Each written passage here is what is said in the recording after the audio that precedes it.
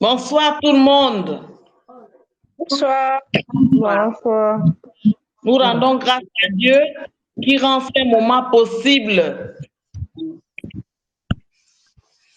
Et le mouvement Jaël qui nous permet de participer à cette soirée de sensibilisation et de prière pour les femmes malades et pour la protection de toutes les femmes contre le cancer du sein.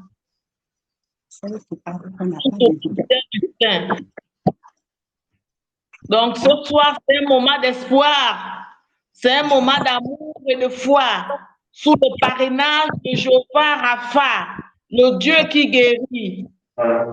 Amen. Amen, amen. Amen. Nous avons pour thème brisons le silence et portons la vie ensemble contre le cancer du sein. Amen. Alors, je vais décliner le programme.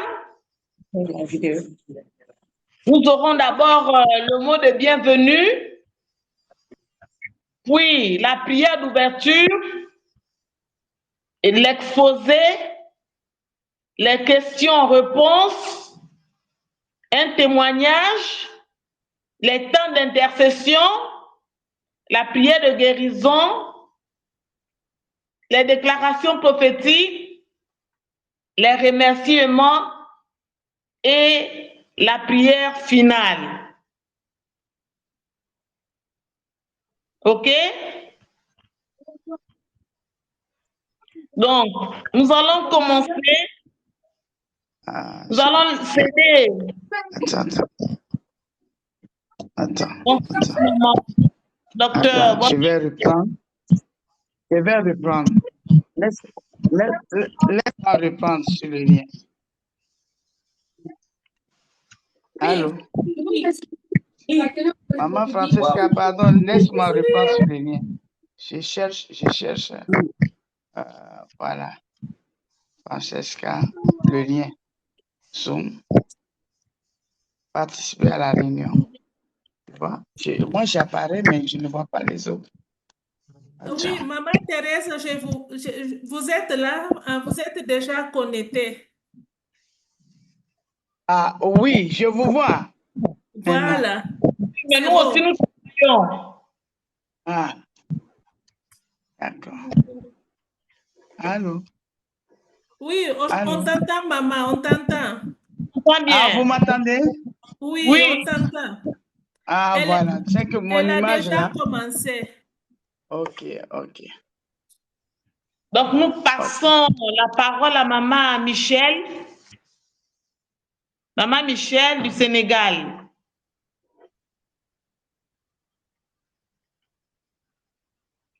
Vous avez 2 minutes pour le mot de bienvenue. Non. Maman Michel. Ah, voilà, les images viennent et partent. Oui, bonsoir à tous. Bonsoir. Bienvenue à notre panel de sensibilisation en ligne sur le cancer du sein. Et comme nous savons, actualité oblige, nous venons par cette approche apporter notre modeste contribution à cette noble cause en ce mois dénommé Octobre Rose. Et nous voulons saluer l'effort de tous nos États, les associations de différentes familles pour toute la politique mise en place, savoir médical, au niveau de la sensibilisation, de l'accompagnement contre cette maladie. Au-delà de tout cela, nous croyons que Dieu est le médecin par excellence, qui guérit toutes sortes de maladies. Rien n'est impossible à Dieu. Son nom est Jéhovah Rapha, le Dieu qui guérit. Et ce soir, nous sommes vraiment ravis, nous sommes très, très contents de vous voir nombreux connectés et votre présence montre l'intérêt que vous portez à ce sujet important. Votre participation active est essentielle pour créer une véritable prise de conscience et favoriser un changement positif dans nos vies, dans la vie de nos nations, dans la vie de chaque citoyen, de chaque peuple. Et nous croyons que cette lutte est une lutte internationale qui touche toutes les femmes, qui touche toute famille bien définie. Et c'est pourquoi je vous souhaite encore la bienvenue dans notre panel. Dieu vous bénisse. Merci beaucoup. Merci, maman. Merci, maman Michel. Nous voulons passer la parole à maman Collier Michel de Côte d'Ivoire pour la prière d'ouverture. Maman Collier Michel. Oui. Merci. La prière d'ouverture. OK. Nous allons prier. Je voudrais commencer cette prière avec le psaume 133. Il est dit qu'il est agréable et qu'il est doux pour des frères de demeurer ensemble. Je pourrais dire pour des sœurs de demeurer ensemble. Parce que c'est là que Dieu fait descendre la bénédiction, sa bénédiction et la vie pour l'éternité. Nous croyons que le Seigneur est au milieu de nous et que c'est lui qui préside ces moments. Voilà pourquoi nous lui disons merci et nous bénissons son nom pour tous les cœurs qui sont déjà préparés pour recevoir ce que nous allons entendre ce soir. Et nous croyons que cela ne tombera pas dans des cœurs stériles, mais cela tombera dans des cœurs déjà préparés et que cela va porter du fruit pour la gloire de son nom. Nous bénissons le Seigneur pour celle qu'il va utiliser. Nous lui sommes infiniment reconnaissants parce que nous croyons que c'est lui qui donne la sagesse et l'intelligence et c'est lui aussi qui inspire autre chose. Nous lui disons merci pour l'inspiration, merci pour l'onction, merci pour la hardiesse de pouvoir partager ces choses-là. C'est tout ce qui concerne sur le plan médical le cancer, afin que cela puisse aider chacune de nous pour la gloire de son nom. Que ton nom soit béni, Seigneur, pour tout ce que tu fais maintenant. Au nom de Jésus. Amen. Amen. Merci, maman. Alors, nous voulons passer à l'exposé avec notre oratrice, docteur Thérèse, qui est aussi une servante de l'Éternel de la Guinée-Conakry. Maman, vous avez 30 minutes. Nous vous écoutons. Bonsoir, bien-aimés. Cette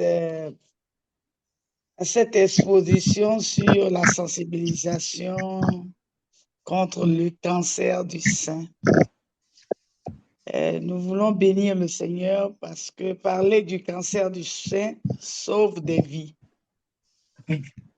L'initiative est très précieuse. Encore.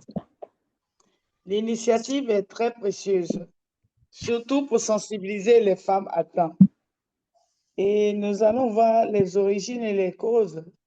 C'est que le cancer du sein survient lorsque les cellules du sein, dans les canaux qui fabriquent le lait, qu'on appelle les canaux galactophores, et les lobules du sein, ou le tissu environnant du sein, subissent des mutations et se mettent à se multiplier de façon anarchique, formant une masse ou une tumeur.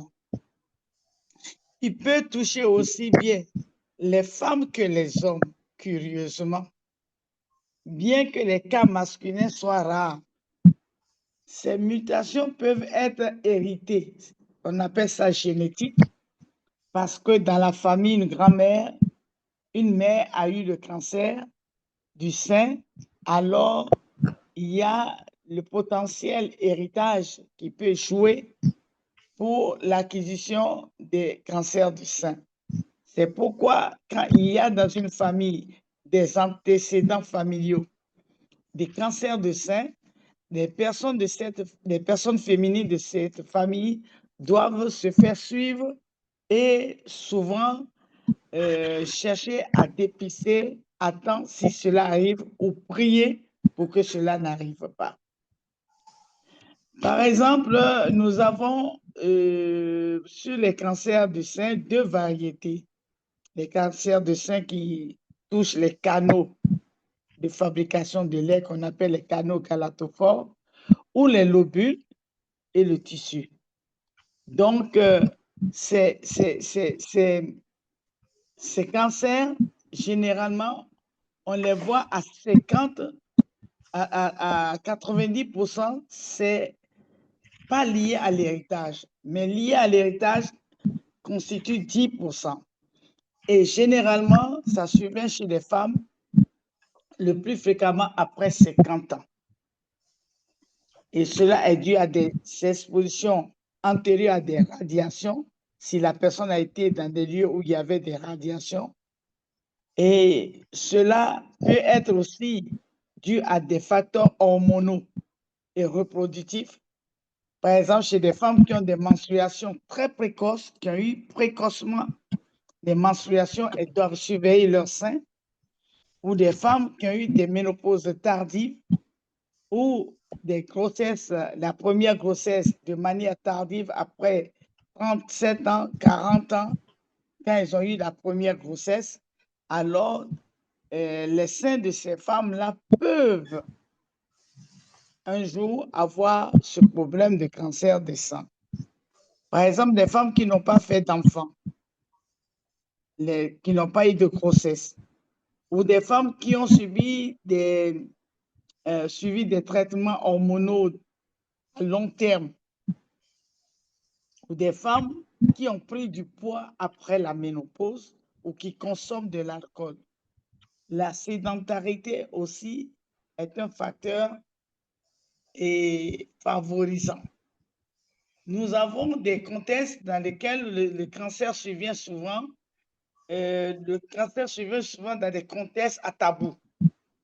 Dans certains milieux, on ne parle pas ouvertement du sein ou du corps, ce qui fait que la détection du cancer du sein peut être retardée parce qu'il y a une pudeur de parler de ces parties-là. La peur, la stigmatisation, les sentiments de culpabilité et parfois les gens ont de la peur, ils ont peur d'être stigmatisés, ils ont des sentiments d'avoir fait quelque chose de mal. Et ces femmes sont souvent lentes à aller consulter ou à parler des symptômes qu'elles vivent. D'autres tabous, c'est le manque d'information et d'accès à l'information sur les symptômes. D'autres n'ont pas du tout d'information ou l'accès à l'information n'existe même pas.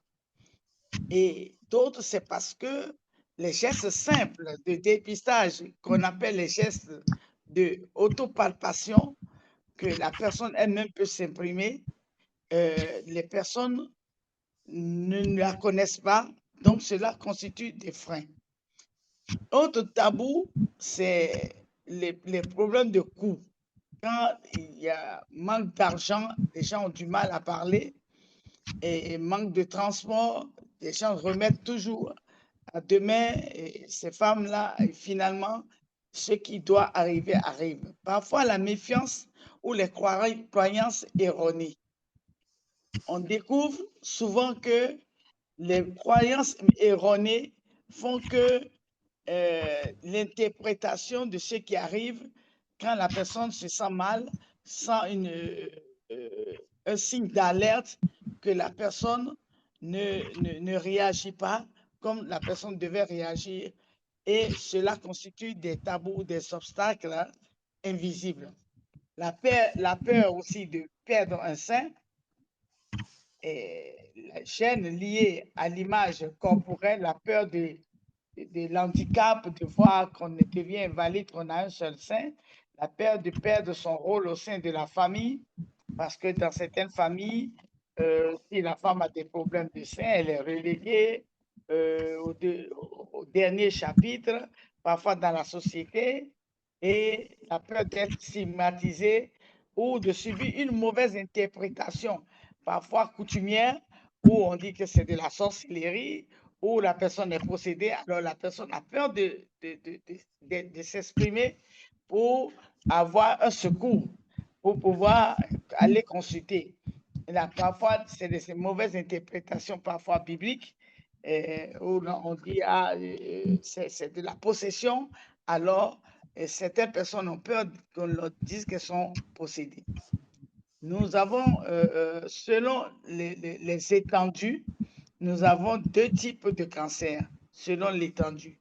Et on a les cancers invasifs, c'est-à-dire que non seulement les cellules cancéreuses sont là, on va commencer par les invasifs, les cellules cancéreuses sont là, mais les cellules cancéreuses vont au-delà, vont aller coloniser maintenant des ganglions, vont aller coloniser d'autres tissus voisins, d'autres organes voisins.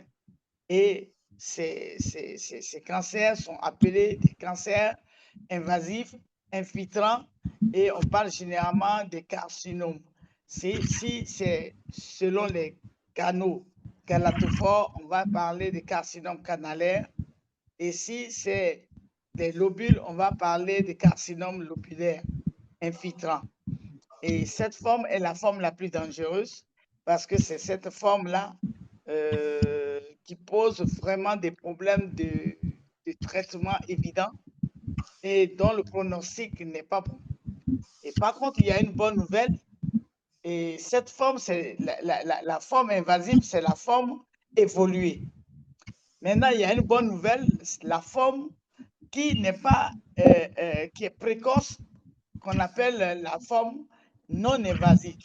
Donc, il reste dans la cellule. C'est in situ. On a dit in situ parce que ça reste dans la cellule. Mais cette forme-là n'a pas colonisé encore, les cellules cancéreuses n'ont pas migré pour aller atteindre les ganglions, pour atteindre d'autres organes du voisinage. Et là, si le traitement est pris en charge, si c'est dépisté à temps au niveau de cette forme, alors le pronostic est favorable et il y a lieu de sourire. Donc, les dangers, c'est que si le cancer n'est pas diagnostiqué tôt, il peut se développer et envahir, comme tout à l'heure j'ai dit, la forme invasive, les tissus voisins, passer au ganglion, puis des métastases vers d'autres organes, tels que les os, le foie, les poumons, etc., envahir tout le corps. Et ce stade avancé rend le traitement plus difficile, le pronostic est moins favorable. Les traitements de chirurgie, radiothérapie, chimio, hormonaux, ça, généralement, quand nous, les médecins, nous parlons, ces traitements, quand on les entend, on ne peut pas citer leurs noms si on est novice, mais ces traitements existent, de chirurgie, de radiothérapie, de chimiothérapie, d'hormonothérapie, et ils ont des effets secondaires et des impacts sur la qualité de la vie, la fatigue, la douleur, les malaises, les gènes physiques et psychologiques. Le retard du dépistage ou les inégalités d'accès rendent la mortalité élevée dans certains contextes. Si on n'a pas vite détecté, ça rend vraiment la mortalité très élevée. Les répercussions socio-économiques et psychologiques. Sociologiques, son diagnostic peut chambouler la place de la personne dans la famille. C'est à cause de ça que beaucoup de personnes ne parlent pas, parce que l'interprétation de la famille, la lecture que la famille fait à cela, et cela amène des peurs au niveau de la personne atteinte et elle ne parle pas. Donc, ce diagnostic peut chambouler la place de la personne dans la famille et aussi bien dans le travail, dans la communauté, dans son rôle de mère, d'épouse, d'active dans la société.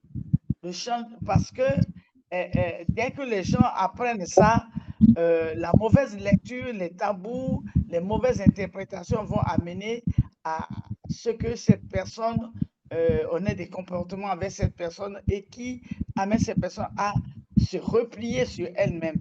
Et ça, ce n'est pas la meilleure démarche. Le changement de corps, Parce que parfois, quand on commence le traitement et que la personne, on l'a opérée et on a fait une mastectomie, c'est-à-dire on a enlevé la tumeur, parfois on a enlevé le sein, alors ça pose des problèmes sociologiques, vraiment, parce que les interprétations ne sont pas évidemment en faveur de la personne. Et souvent, ça génère beaucoup d'oppression sur la personne qui souffre de ça. Et on a aussi la cicatrice, la modification physique. Et cela peut amener même au niveau de la personne, même un changement de l'image de soi. Une confiance, ça peut changer complètement sa confiance et même sa sexualité. Les conséquences économiques, le coût des soins, des consultations, des examens, des traitements, le temps d'arrêt de travail, la perte ou la réduction d'activité professionnelle sont réels et sont lourds. Dans les pays à ressources limitées, l'accès au dépistage et au traitement peut être réduit, aggravant les effets financiers. Psychologiques.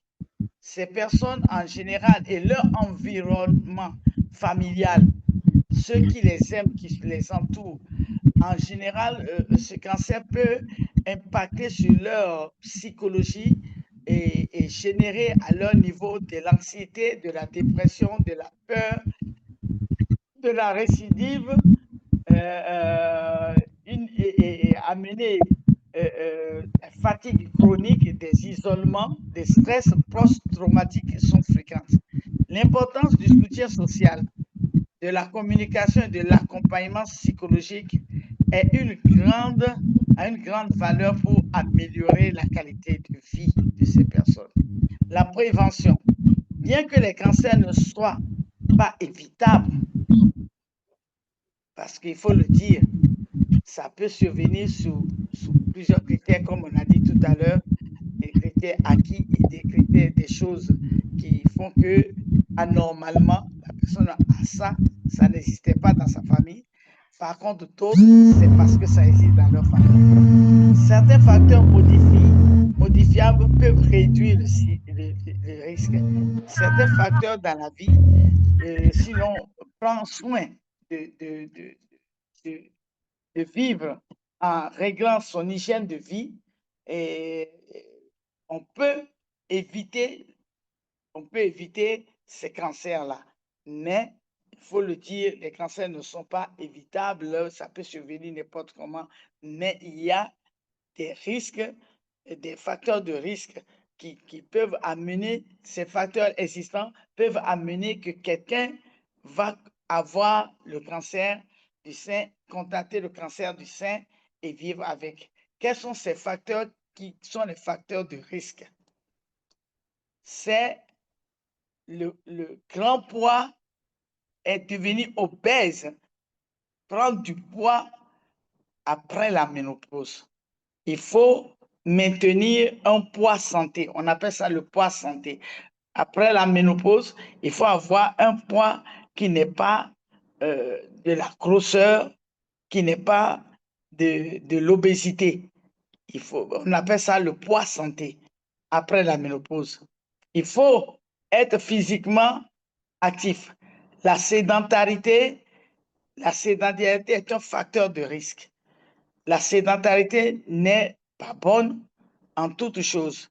Elle peut créer le diabète, elle peut créer l'hypertension, mais elle peut favoriser la survenue aussi des cancers. Donc, il faut être actif régulièrement. Un autre facteur de risque, c'est l'alcool. La consommation de l'alcool est un facteur de risque et ce facteur peut amener un terrain où le cancer peut se développer facilement. Et éviter ou limiter l'exposition aux hormones. Parce qu'il y en a qui ont des traitements à long cours, des longs cours aux hormones, parfois dans la recherche des grossesses, et ainsi de suite. Et ça peut favoriser, amener le terrain à l'implantation des cancers. Il y a aussi ne pas consulter. Ne pas consulter. Quand les femmes, une femme peut rester 7 ans, 10 ans et n'a jamais consulté un gynécologue, elle ne consulte pas médecin pour faire son bilan, pour faire sa mammographie. Ça doit être au moins une fois par an. Aller faire sa mammographie. Et si ce n'est pas possible, comme des mesures de prévention qu'on va donner tout à l'heure, en plus de la mammographie, il faut faire l'éducation, la sensibilisation il faut être toujours aux informations pour tout ce qui concerne son propre corps. Il faut que la femme regarde son corps et surtout les organes que Dieu lui a donnés comme les seins qui sont des bénédictions, que l'on prête attention à cet organe et qu'on la suive, qu'on la connaisse, parce que souvent il y a beaucoup de femmes, elles ne prennent pas le temps pour connaître leurs seins. Elles ne savent même pas comment leurs seins, elles n'ont jamais palpé leurs seins, alors qu'il faut se familiariser avec les organes que Dieu nous a donnés de manière à en prendre soin. Donc, l'éducation et la sensibilisation sont essentielles pour faire reculer la mortalité. L'éducation et la sensibilisation. D'autant plus que tôt diagnostiqué et avec une rapide prise en charge thérapeutique conséquente, la guérison est assurée. Donc, qu'est-ce qu'il faut faire? Il faut que la femme, en dehors des autres méthodes, de tout l'arsenal de suivi qui existe pour suivre les seins de la femme, il y a un arsenal qui est à la portée de chaque femme. Et ça, tout le monde doit pouvoir comprendre cette méthode parce que même les hommes doivent connaître ces méthodes pour en parler à leurs femmes. Les jeunes filles qui vivent avec leur maman et qui parfois vivent dans l'intimité de leur maman et de leur grand-maman doivent apprendre ça pour en parler à leur maman pour que les tabous, parce que si elles qui sont à l'intérieur des foyers, elles ont accès à leur maman et leur grand-maman, elles peuvent, dans des discussions familiales, amener ça et ça va apporter, ça va amener à mieux dépister vite et ces problèmes, si jamais cela existe, et où servir de sensibilisation à d'autres. Et de cette manière, nous pouvons dire que nous sommes en train de sauver des vies. Donc, l'arsenal qui est à la portée de tout le monde, c'est l'autopalpation. On l'appelle aussi auto-examen des seins, qui consiste à se familiariser, j'insiste sur le mot familiariser régulièrement avec ses seins. Il faut se familiariser avec ses seins et repérer ce qui est normal pour soi. Déjà, il faut connaître ses seins pour savoir comment les seins sont normaux. Si la femme ne connaît pas déjà ce qui est normal, comment va-t-elle savoir s'il y a eu changement? C'est pour cela qu'elle doit repérer ce qui est normal pour elle et détecter tout changement inhabituel. Bien que ça ne soit pas un substitut de l'examen médical, c'est un complément utile. Ce geste est un complément utile et très utile, mais il n'est pas un substitut de l'examen médical. On ne peut pas le remplacer par l'examen médical. Certains pays qui ont des ressources limitées la promeuvent, cette méthode, comme un outil de sensibilisation. Donc, le plus grand outil de sensibilisation dans les pays à ressources limitées, c'est l'autopalpation. Et cela, même n'importe quelle femme peut se faire cette autopalpation, qu'elle soit dans le village, dans le quartier, dans un hameau, partout, même s'il n'y a pas de mammographie, là-bas, il n'y a pas d'arsenal d'échographie, d'IRM, mais déjà l'autopalpation en elle-même peut amener des informations très importantes. Donc, les étapes recommandées pour faire cette autopalpation, c'est que devant un miroir, dans la position debout, et comme je ne sais pas si d'autres me voient, mais si vous ne me voyez pas, mais je vais quand même dire, devant un miroir, on inspecte les seins et les creux des aisselles. C'est les seins et les creux des aisselles. En position debout, on reste debout et on regarde s'il y a des modifications de forme. Il faut s'habituer déjà à ces seins pour savoir que si la forme a changé, si la taille a changé, s'il y a des fossettes, s'il y a des rougeurs, s'il y a des douleurs. Ça, c'est la première. Devant un miroir et on inspecte, on regarde dans le miroir pour regarder sous les seins, les aisselles et sur les seins. La deuxième méthode, c'est que après ça, toujours debout, que ça soit sous la douche ou pas, on palpe avec la main plate ou les 4 doigts serrés. On met l'autre sein et maintenant vous prenez la main du côté opposé au sein que vous voulez palper ou avec la main plate de manière circulaire. Vous commencez superficiellement et après, avec pression, vous allez maintenant profondément pour sentir s'il y a des masses, s'il y a des zones épaisses ou s'il y a une autre différence. Ça, c'est toujours dans la position debout. Et la main opposée au sein qu'on veut examiner, on l'utilise pour ça et on palpe.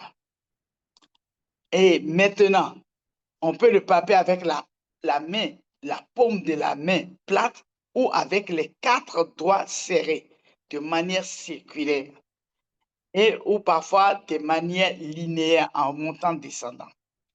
La troisième méthode, c'est qu'on est allongé, c'est-à-dire couché.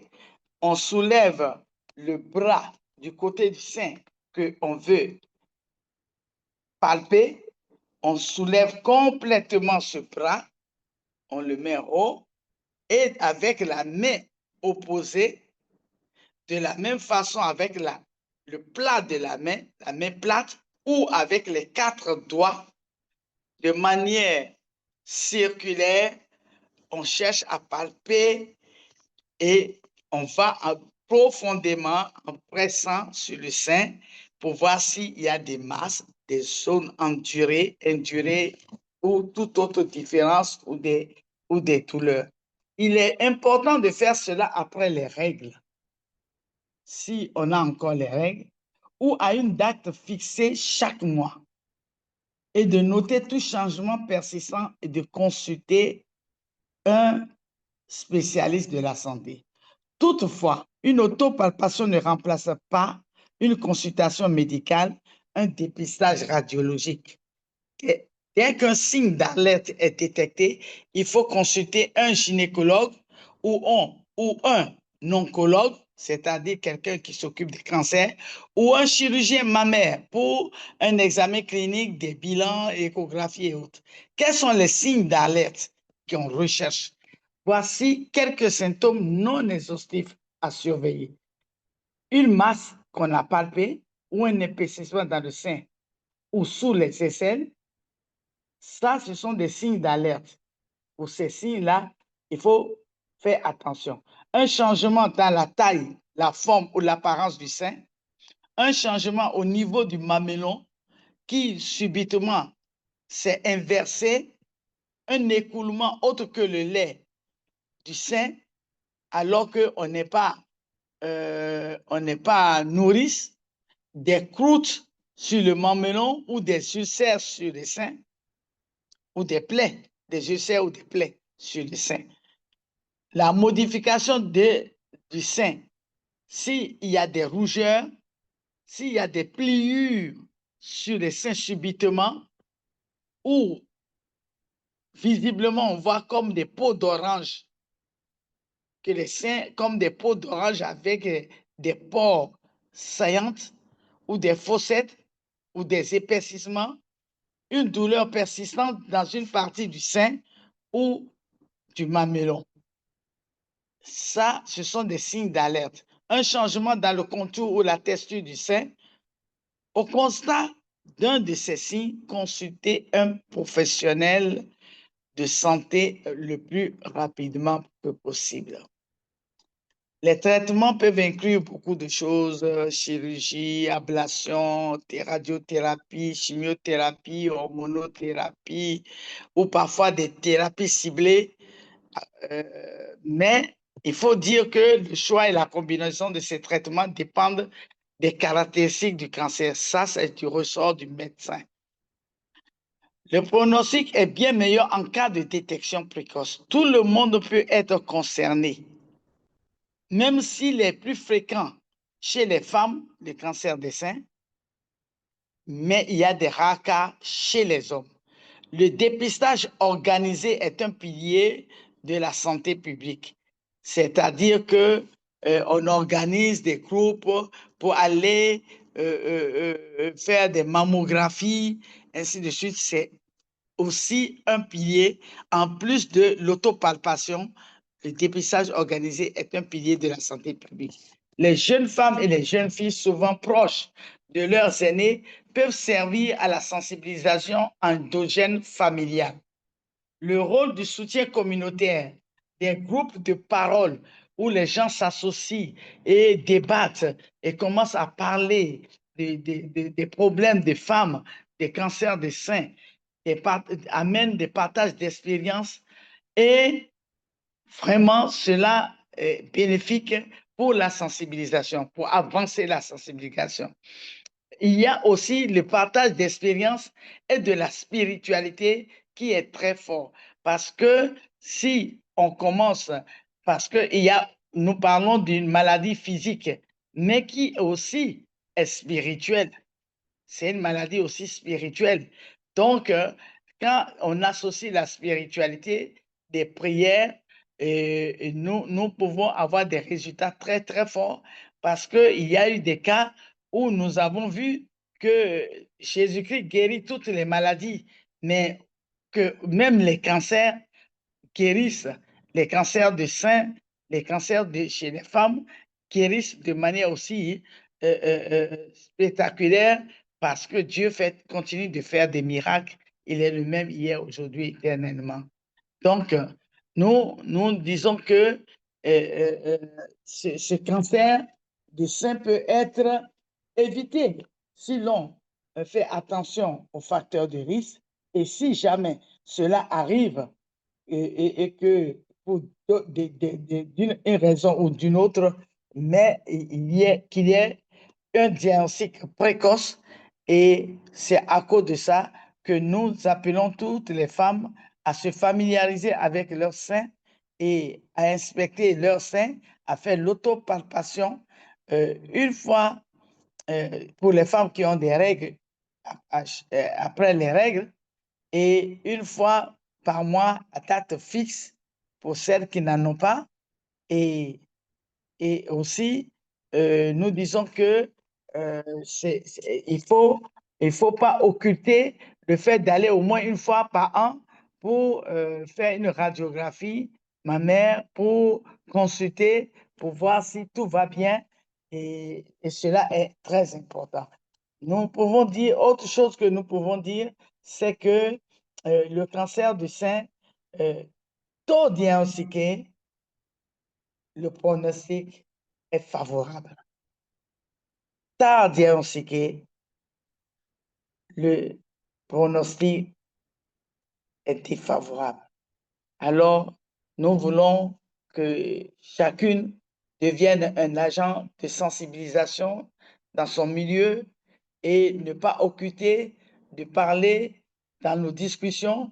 Nous avons beaucoup de sujets à débattre en tant que femmes, mais de ne pas oublier qu'on doit aussi parler des seins, de la féminité, des organes précieux que Dieu nous a donnés et comment les gérer médicalement, comment les gérer de manière en faisant attention à ce que nous consommons.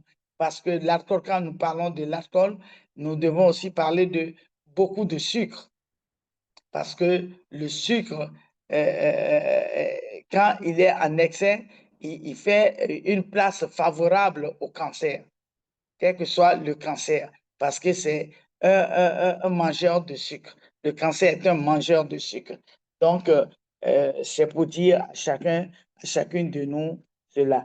Et mon dernier propos, c'est de prier que Dieu préserve chaque femme, dans chaque famille, dans chaque ministère, dans chaque église, dans chacune de nos pays, de cette maladie.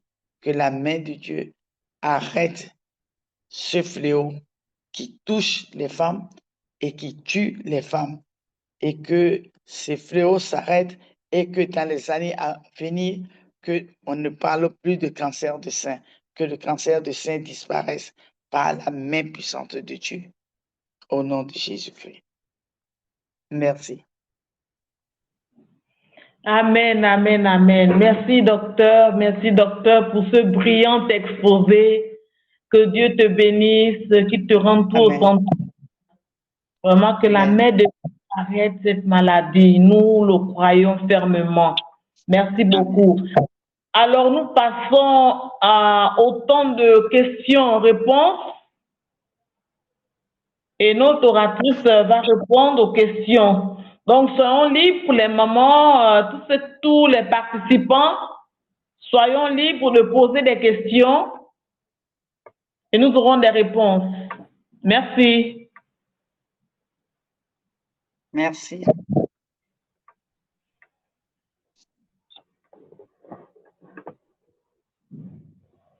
Oui, je vais commencer avec la petite question. J'étais vraiment étonnée de savoir que les hommes peuvent avoir les cancers du sein. C'est le cas très rare, mais c'est possible. Maman, vous pouvez nous éclairer juste un peu parce qu'il y a des messieurs parmi nous. Je pense que c'est une révélation pour plusieurs. Merci beaucoup. Oui, évidemment, il y a eu des cas qui ont été constatés. C'est des cas extrêmement rares, mais qui ont été constatés, diagnostiqués, et des hommes qui avaient, un beau jour, ils se sont trouvés avec des écoulements du lait, des écoulements du sein, et puis on voit le sein, le mamelon du sein qui commence à s'incurver et le diagnostic qui a été posé. Eux, ils ne donnent pas à téter, mais nous pouvons dire que jusqu'à aujourd'hui, on ne sait pas exactement, mais c'est le facteur hérédité qui peut, parce que je vous ai dit au commencement que 90% des cancers sont acquis. C'est la naissance, ce n'est pas l'hérédité. Mais il y a 10% qui viennent de l'hérédité. Et parfois, dans l'hérédité aussi, à cause de l'hérédité, on peut voir dans ces 10% des cas rares où il y a des hommes qui peuvent avoir des cancers du sein. C'est pourquoi l'autopalpation dont je parlais tantôt est très importante parce que ça permet déjà dans un miroir que l'homme voit, fasse attention à tout ce que Dieu lui a donné, que l'homme regarde ses seins aussi.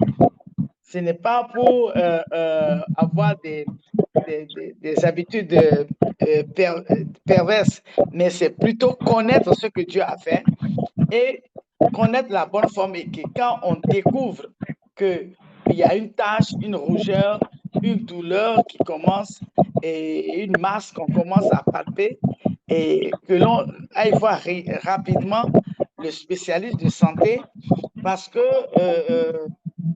le spécialiste de santé, tout le monde ne veut pas devenir spécialiste de santé. Lui, il a son domaine et c'est lui qui a étudié cela. Il pourra répondre vite, mais l'essentiel, c'est que il faut, dès qu'on voit ces choses-là, il ne faut pas avoir peur, il ne faut pas être anxieux, il faut se remettre dans les mains de Dieu, et puis il faut prier, il faut chasser, et après, il faut se présenter. Il ne faut pas dire « Ah non, les médecins n'ont pas leur raison d'être ». C'est surtout ça, les gens ont peur des médecins, ils ont peur de leur regard, ils ont peur de leur bouche, de ce que les médecins vont sortir de leur bouche pour dire. Et ils ont peur des diagnostics, ils ont peur de tout. Mais dans la vie, là, même quand on sort pour traverser une route, on a peur d'être écrasé. Mais alors, on fait attention. Donc, nous faisons attention. Nous demandons à ces hommes, aux hommes et aux femmes, de faire attention, de se familiariser avec leur sein, de sorte que s'il y a quelque chose d'anormal et d'inhabituel qui réagisse à temps et à temps, nous avons l'assurance que nous allons continuer à vivre pour louer le Seigneur ensemble.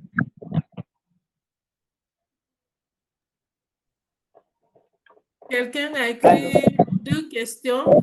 Maman Lydie. Je ne vois pas bien, justement, je ne vois pas bien les questions là. On dirait qu'elle est inachevée, j'ai vu. Tu as pu la lire. Est-ce qu'une masse fixe, indolore, peut être cancérigène? Ah, oui, toute masse n'est pas le cancer. C'est à cause de ça qu'il faut voir le spécialiste de la santé. Parce que à la mammographie, on peut détecter, on peut savoir si c'est cancérigène, si c'est un carcinome ou pas. Une douleur, même une plaie, n'est pas forcément cancérigène, mais quand une plaie survient sur un sein sans qu'il n'y ait, comment dirais-je, de blessure, de traumatisme qu'on s'est blessé quelque part, c'est là, il faut rapidement faire voir par le spécialiste. Parce que le diagnostic différentiel, pour savoir si c'est un cancer ou pas, revient au spécialiste de santé qui va faire la mammographie pour voir si les cellules cancérigènes existent.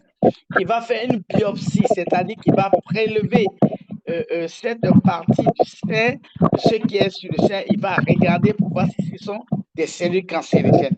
Si ce n'est pas des cellules cancérigènes, il y aura un traitement approprié pour ça. Si c'est une cellule cancérigène et que c'est un début, il y aura une prise en charge rapide qui donnera de bonnes solutions.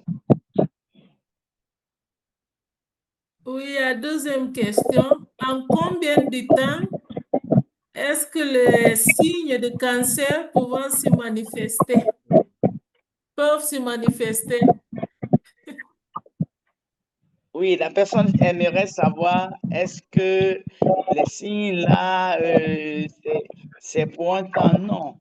Les signes vont aller, quand les signes existent, ils vont aller au départ, ce n'est pas une question de temps, ça dépend de la morphologie, ça dépend de beaucoup de facteurs. Si par exemple cette personne est sous hormonothérapie, supposons par exemple que cette personne est sous des traitements, elle est en train de rechercher. J'ai eu un cas comme ça, une de mes assistantes, qui fait presque 30 ans, elle subissait un traitement hormonal pour chercher à faire enfant. Mais elle ne savait pas qu'elle avait un début de cancer. Et finalement, ça l'a tuée. Elle n'a pas eu d'enfant et elle est morte. C'est quoi? C'est que pendant un temps, quand on parle de ces choses-là, ça peut paraître être une chose qui n'évolue pas. Mais à un moment donné, tant que c'est dans la cellule où c'est né, ça a l'air d'être sur place. Mais à un moment donné, c'est pour ça, dès qu'on constate ça, ce n'est pas le moment. Il ne faut pas se dire, ah, est-ce que c'est le temps, je vais attendre? Non, ah, ça, c'est rien. Non, il faut aller voir de quoi il s'agit. Il faut fouiller, il faut aller chez le spécialiste. Parce que ça peut évoluer. Il y a des gens qui ne font pas attention à leur corps et la chose a déjà évolué, elle a déjà atteint les ganglions qui sont sous les aisselles. Et plus, c'est même déjà parti loin. Et pendant ce temps, il se dit, c'est une question de temps, est-ce que je peux garder? Non, il n'y a pas une question de temps en matière de palper quelque chose dès qu'on sent quelque chose ne va pas et que c'est inhabituel, il ne faut pas attendre. La sensibilisation que nous donnons, c'est ne pas surtout attendre. Il faut se dire, il faut que je vois un spécialiste de la santé, surtout un gynécologue ou un oncologue rapidement, pour qu'il me dise, ça peut ne pas du tout être une tumeur maligne, c'est-à-dire une tumeur qui peut amener à tuer quelqu'un. Ça peut être une tumeur bénigne, ça peut être un kyste. Supposons que le kyste n'évolue pas, n'est pas un cancer. C'est comme une boule. Et quelqu'un a une boule et un kyste dans le sein. Quand il va penser que c'est un cancer, il va aller à l'hôpital et ça a duré et il pense que c'est un cancer, mais quand arrivé là-bas, on trouve que c'est un kyste. Ça n'a rien à voir, c'est une tumeur bénigne, c'est-à-dire une tumeur qui ne tue pas. Donc, c'est ça. C'est la question du temps que nous autres médecins, nous ne voulons pas que les gens se mettent dessus parce qu'on ne sait pas d'un corps à un autre, le temps n'est pas le même. Merci. Est-ce que maman Francesca? Maman Francesca? Oui, maman. Tu es loin? Tu as entendu? Oui, je suis là. Voilà, ça dépend de chaque organisme. C'est à cause de ça, nous ne voulons pas que les gens fassent un fixing sur la question du temps. Parce que chez l'autre, ça peut aller lentement, chez l'autre, ça peut aller de manière invasive. D'accord. Si vous avez les questions, ouvrez vos micros, posez les questions directement. Il faut écrire comme celle qui a écrit les 2 questions que je viens de donner à maman.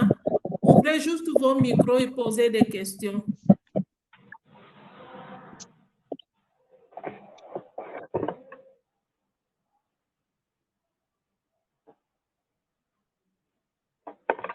Moi, j'ai une question, docteur. Oui. Que pensez-vous de cette affirmation selon laquelle la mammographie ne doit pas être faite régulièrement? Oui, oui. Oui, régulièrement, c'est-à-dire qu'on ne doit pas faire 2, 3 mammographies en un an. En un an. Mais si, c'est pourquoi l'autopalpation est très utile. Elle ne remplace pas, mais elle est très utile et elle est un pilier même. C'est-à-dire que tant que vous palpez vos seins, que vous ne voyez aucune anomalité, rien d'anormal, vous n'avez pas besoin de mammographie. Vous faites la mammographie parce que vous trouvez que, pourquoi pas, ne pas savoir si tout va bien. Mais vous faites votre palpé et vous ne sentez absolument rien d'anormal. Pourquoi ne pas faire une fois par an ou même une fois toutes les 2 années ou toutes les 3 années? Dans tous les cas, même jusqu'à 5 ans, vous pouvez faire la mammographie. Moi, je me souviens que la dernière fois que j'ai fait la mammographie, aujourd'hui, là, il y a des années. Pourquoi? Parce qu'il y a quand même l'autopalpation qui permet de savoir que non, tout va bien, il n'y a rien de mal. Et d'ailleurs, même la mammographie, c'est dans les centres dans nos pays à ressources limitées, c'est dans les grandes capitales. Oui. Dans nos régions, dans certaines régions de l'intérieur du pays, parfois il n'y a même pas de mammographie. Donc, c'est la palpation. C'est ça, la personne a palpé, elle a vu quelque chose. Peut-être que la personne a déjà passé 70 ans, près de 20 ans, après 50 ans, pour aller faire une première mammographie.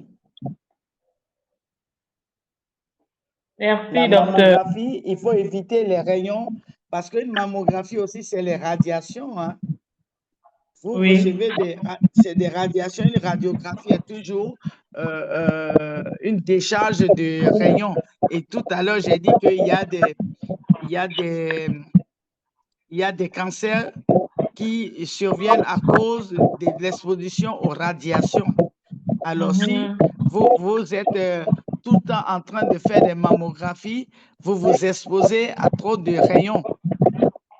Et ces rayons, cette radiation peut, au lieu d'être une solution, peut être un facteur de risque pour qu'un cancer se développe. D'accord. Merci, docteur. Je vous en prie. Je vous en prie.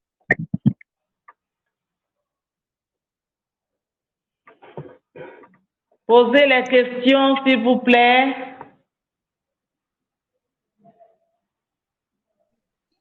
Allô? Oui. Bonsoir, docteur. Je voudrais poser une question. Bonsoir. Par rapport à l'autopalpation, parce que moi, on dit de chercher une boule dans le sein. Bon, étant donné que le sein n'est pas totalement, je veux dire, dépourvu de, je ne sais pas comment je peux appeler ça, de substance, le sein n'est pas totalement flasque. La boule, c'est quoi? C'est quelque chose de rond? Ou bien, je ne sais pas, je voudrais vraiment comprendre. Une boule comme un citron, vous voyez, quelque chose de ferme, quelque chose de ferme, de dur. Vous m'écoutez? Oui, docteur, chose de je vous ferme, écoute. de dur, parce que quand vous palpez le sein, comme je le palpe comme ça, vous avez quand même la sensation que c'est comme élastique, quelque chose d'élastique dedans. La boule dont on parle n'est pas du tout comme une sensation de quelque chose d'élastique que vous sentez, comme vous sentez qu'il y a des muscles comme ça. Non, la boule, c'est comme si vous sentez à l'intérieur, comme s'il y a un œuf, comme un citron, quelque chose de dur, vous voyez, comme petite balle de tennis. Je crois qu'il y a des toutes petites balles de tennis là, et vous sentez ça. Alors là, ça vous appelle à réagir.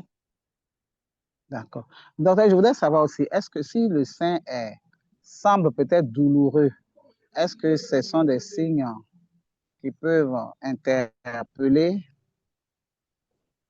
Non, ce sont des signes qui appellent à la consultation. D'accord. Ça appelle à la consultation. Quand vous voyez une rougeur, vous voyez une boule, ça appelle à la consultation. Tout à l'heure, j'ai dit, la boule, elle peut être un kyste. Et un kyste est une tumeur bénigne, c'est-à-dire une tumeur qui ne tue pas. Ce n'est pas un cancer. Alors qu'une tumeur maligne, ça peut aussi être une tumeur maligne, c'est-à-dire un cancer. Alors, donc, ce sont des signes qui vous appellent, ça peut être les signes, ce sont des signes des cancers du sein, mais ça peut être des signes d'autres choses. Donc, ça vous appelle à consulter le spécialiste de santé qui est assez équipé pour vous dire qu'est-ce qu'il en est réellement. D'accord. Parce que sinon, je serais obligé de faire les cours de médecine. Non, ici, ce n'est pas les cours de médecine, c'est la sensibilisation. C'est ça, docteur. Ok, Voilà. c'est bien reçu. Merci, Parce que docteur. si on rentre dans les cours de médecine, je serais obligé de dire des mots et vous allez me poser des questions. Vous avez dit carcinome, vous avez dit quoi? Vous avez dit ça, alors ça va déclencher. Merci, merci. Donc, la douleur peut être un cancer et peut ne pas être un cancer. La boule peut être un cancer et ne pas être un cancer. Par contre, la peau d'orange, quand ça fait comme la peau d'orange, là, le pourcentage que ça soit un cancer est très élevé. Quand le mamelon est incurvé et commence à se rétracter d'une certaine manière avec des avec un ulcère, le pourcentage, la probabilité que ça soit un cancer est énorme. C'est ça. Mais la boule, la douleur, pas forcément, mais quand même, nous disons que certaines femmes peuvent avoir des douleurs aussi petites alors que déjà un cancer s'est installé. Donc, il faut le détecter, il faut le dépister à temps. C'est ça. D'accord, docteur. Merci, docteur. Je vous en prie. Je vous en prie. Oui, Maman Lydie, vous pouvez prendre la parole. Le temps de questions est fini. On va passer à une autre étape. Ok, merci Maman Chika. Ok, merci docteur. Vraiment que Dieu vous bénisse davantage. Alors nous passons au témoignage avec Maman Sophia du Cap-Vert. Maman Sophia, vous avez la parole pour 10 minutes. Témoignage. Vous êtes encouragée. Maman Sophia est là? Est-elle connectée?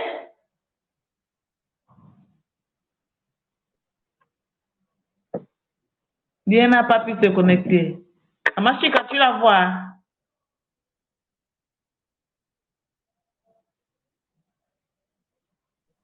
Bonsoir. Bonsoir. Bonsoir, maman. Bonsoir. Bonsoir, maman. Fanny, excusez-moi, j'ai un bébé qui pleure à la dernière minute. Donc, c'est Maman Sophia. Moi, c'est Sonia. Ok. J'imagine que c'est moi. Vous êtes en train d'appeler? Oui, c'est exact. Je suis du Cap-Vert, mais c'est Sonia.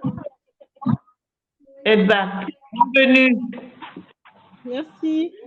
Merci. Merci à vous, docteur. Merci à toutes les femmes qui sont présentes. Peut-être monsieur.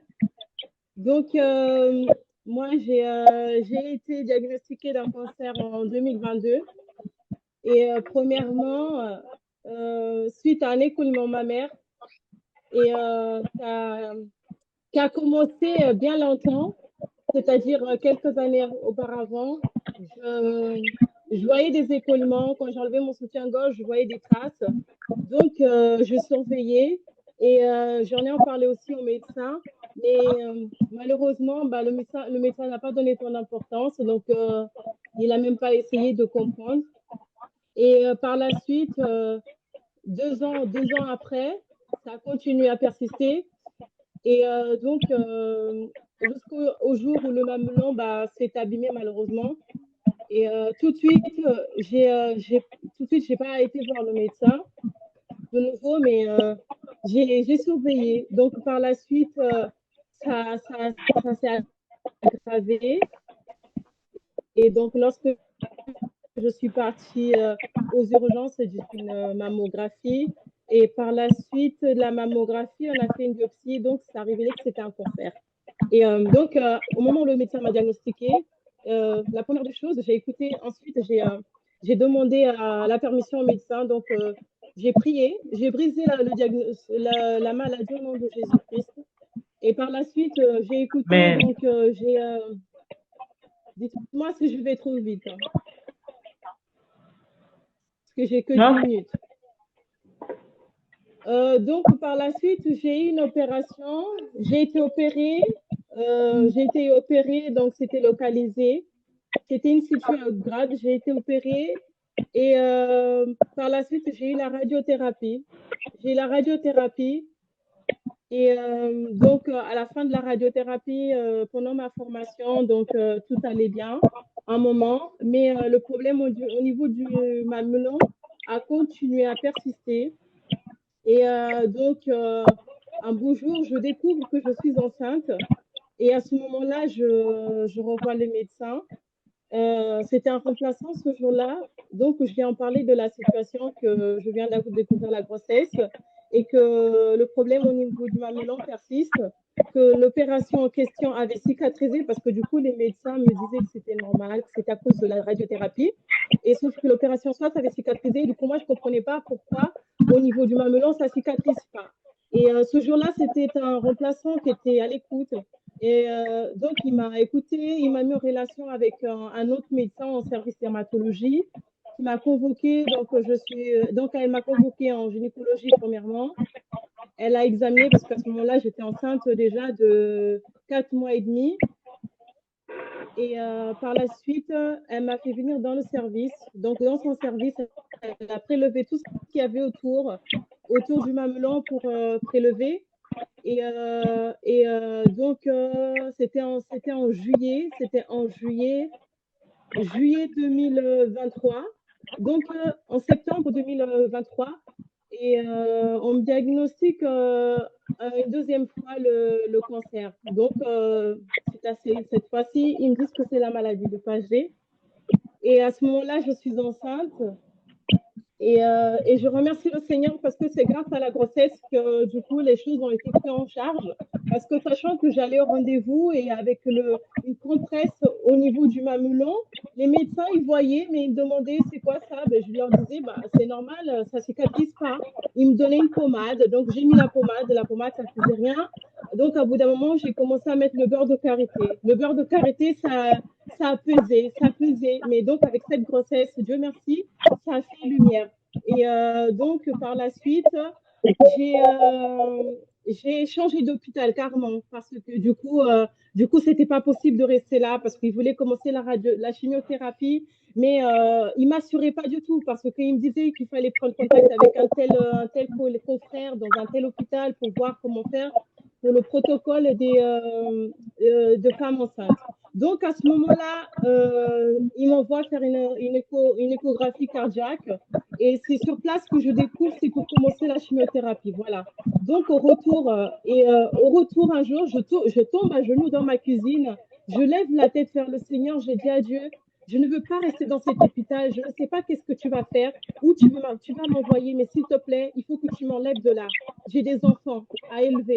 Donc, la semaine suivante, je me lève un matin, j'ai à cœur d'aller sur Internet, donc j'ai contacté 2 hôpitaux ici à Paris. Donc, le premier que j'ai, un des 2 que j'ai contacté, les 2 ont répondu, mais le premier est venu, j'ai appelé aussitôt, même pas 30 minutes après, m'a recontacté en me disant, bah, madame, laissez tout tomber et venez demain toute la matinée car on a un dossier chez vous. On a retrouvé votre dossier ici. Donc, moi, sur le coup, je ne savais pas comment elle a trouvé, mais par la suite, j'ai compris que c'était par le fait qu'ils ont envoyé le test génétique pour faire la recherche génétique. Donc, il s'avère que c'était là-bas que mon dossier a été envoyé. Donc, j'ai tout laissé, je suis partie là-bas. En arrivant là-bas, j'ai été prise en charge. Les examens complémentaires ont été faits. Tout a été fait. Donc, le diagnostic est revenu. Donc, ça a confirmé que c'était la maladie de Paget. Et donc, par la suite, j'ai été prise en charge. Et les médecins, ça n'a pas été un dossier facile. Ils m'ont fait comprendre. Mais par la grâce de Dieu, ils ont fait les réunions donc, entre les médecins. Ils ont pris les décisions d'opérer. Donc, ils ont pris la décision d'opérer. J'ai été opérée à 6 mois et demi de grossesse. Et c'était un grand risque pour le bébé. L'anesthésiste, le jour de l'accouchement, il me l'a fait comprendre. Mais encore une fois, je lui ai dit, écoutez, en tout cas, je brise au nom de Jésus-Christ, cet enfant viendra au monde. Et par la suite, il y a eu l'opération. J'ai été opérée au mois d'octobre. Et les médecins, dans la salle ce jour-là, moi, je ne voyais pas des hommes, mais je voyais des anges de Dieu, car c'était brillant dans la salle. Et ils étaient tous brillants, j'étais bien prise en charge, ils me rassuraient. J'avais une qui venait dans mes oreilles qui me disait, madame, attirez vers vous que des ondes positives. Regardez tout ce qui est autour de vous. Toutes ces personnes-là, nous avons fait venir, et spécialement pour vous et le bébé, vous allez voir, donc tout va bien se passer. Nous avons pris les précautions sur les doses, comment ça va se passer. Donc, moi, j'étais en paix. J'étais en paix par la grâce de Dieu. Je ne me suis pas inquiétée. J'ai tout laissé entre la main de Dieu. Et donc, je me suis dormie en pensant à Dieu, à ma famille. Et j'ai confié ces gens-là à Dieu. L'opération, ça s'est très bien passé par la grâce de Dieu. Après l'opération, l'échographie a été refaite pour voir le bébé. Tout allait bien. Et le lendemain, la surveillance. Et par la grâce de Dieu, le bébé est né en bonne santé. Il s'appelle Milan Emmanuel. Donc, parce que j'ai voulu honorer Dieu, j'ai demandé à Dieu un prénom pour l'honorer. Aujourd'hui, l'enfant est là. Et par la suite, les médecins, comme c'était pendant la grossesse, donc il ne fallait pas faire une grosse opération. Et donc, par la suite, ils ont envisagé de faire l'opération après l'accouchement. Après l'accouchement, donc moi, toujours, je tourne vers le Seigneur, je dis à Dieu, que ce soit fait selon ta volonté. Si c'est ta volonté, parce que du coup, il fallait vider les deux seins pour éviter que la maladie revienne. Donc, pendant le processus, le bébé Milan Emmanuel a 4 mois. Et donc, je découvre une nouvelle grossesse. Et par la grâce de Dieu, cet enfant, bon, pour les médecins, le médecin traitant déjà qui me suivait, ben, pour elle, il ne fallait pas que je garde l'enfant. Elle m'a fait comprendre que les cellules hormonales, c'est un risque. Oui, je suis consciente. Je suis lucide. Le problème, j'ai dit, bah, si c'est la volonté de Dieu, cet enfant viendra. Donc aujourd'hui, bébé Jacob est en bonne santé par la grâce de Dieu. Parce que moi, j'ai demandé à Dieu, si c'est ta volonté que le sein soit vidé, que ça soit ainsi. Mais Dieu, et j'ai même demandé un signe à Dieu, mais Dieu m'a donné un enfant en signe de ce que moi j'avais demandé. Donc aujourd'hui, je me porte bien grâce à Dieu. Mais il faut savoir que les médecins attendent que je termine d'allaiter. Parce que du coup, j'allaite d'un seul sein. Et bébé Jacob va très bien. Il pèse 9 kilos et il n'y a pas d'autre nourriture à côté.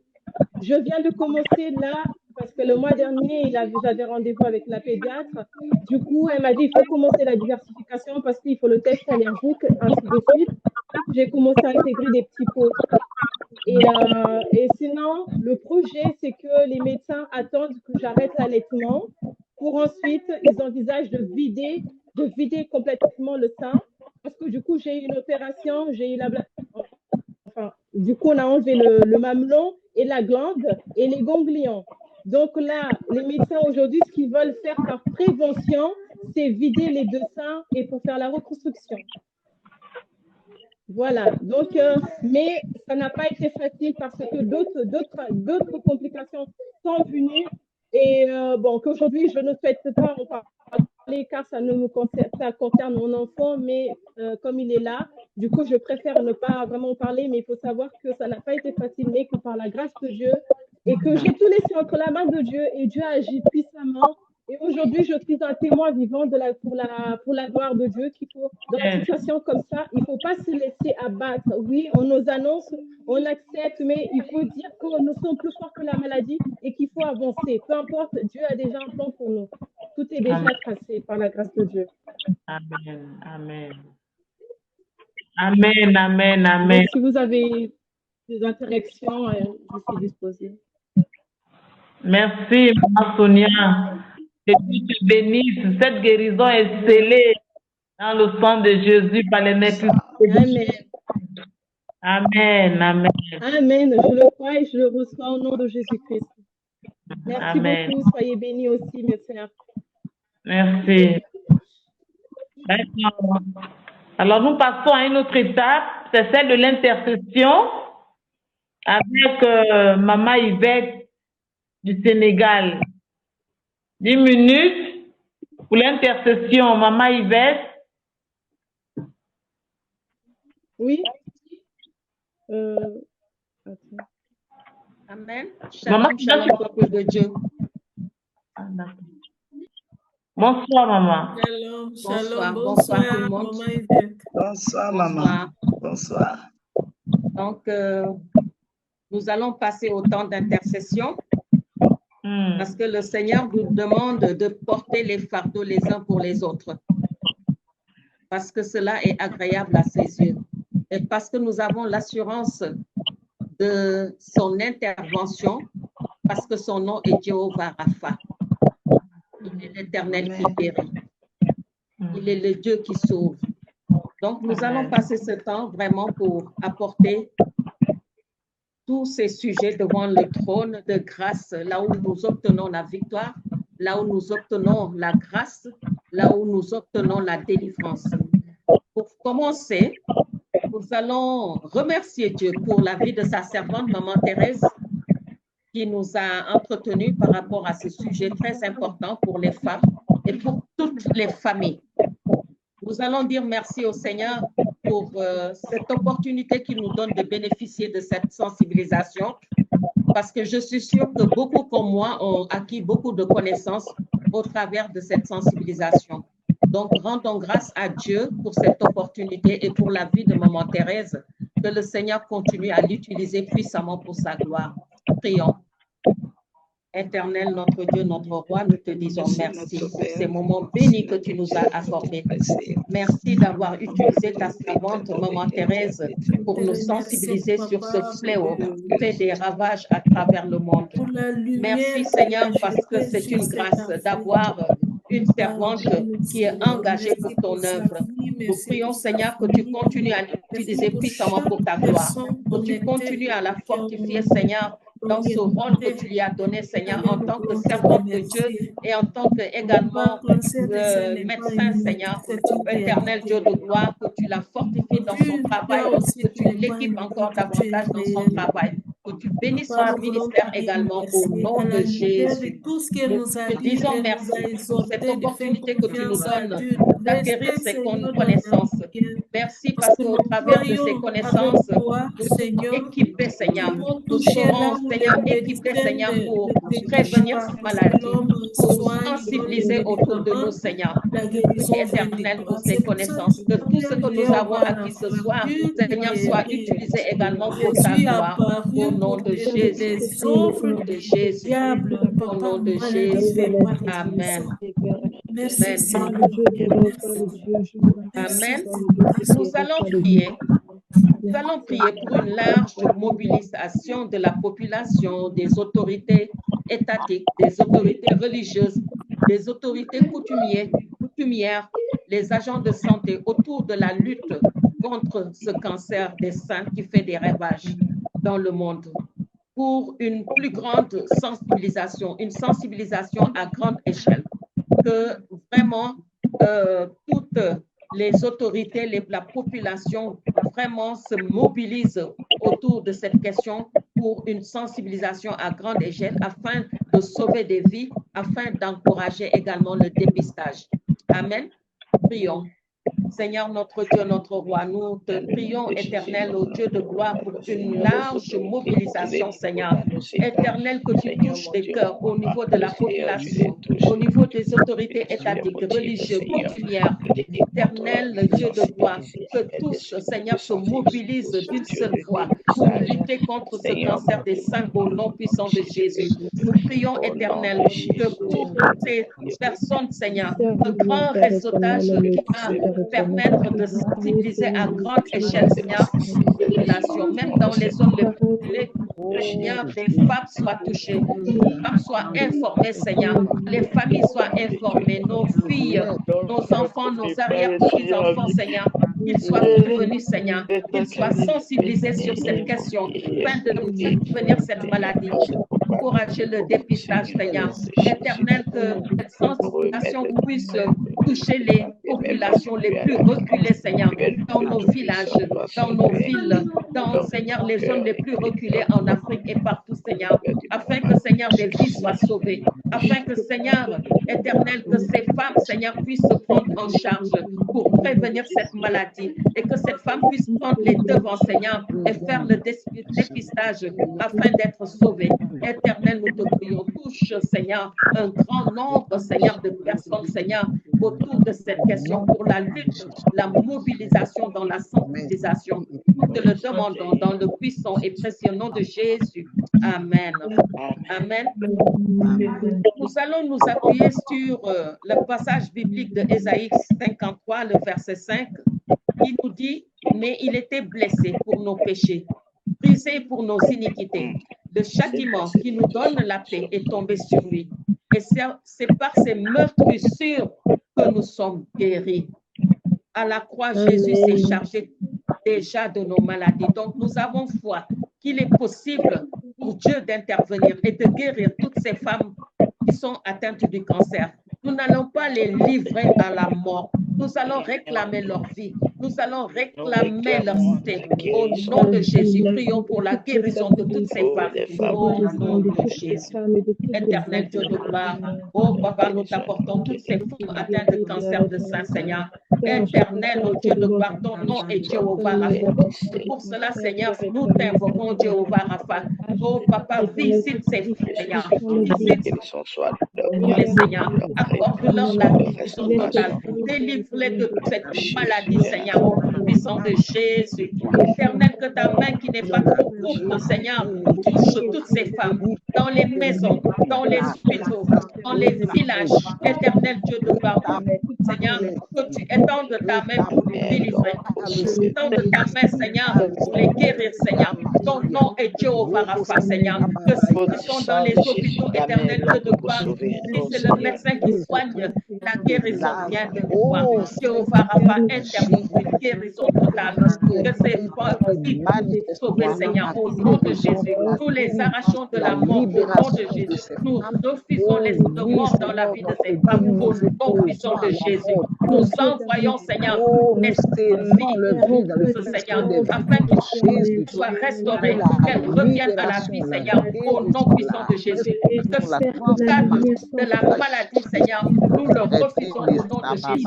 Réprimandons cette au nom puissant de Jésus et nous proclamons la guérison, Seigneur. Nous proclamons la délivrance totale au nom de Jésus. Que cette maladie soit envoyée. Éternel, que tu les restaures, que tu viennes à leur secours, Seigneur, au nom de Jésus, au nom de Jésus, au nom de Jésus.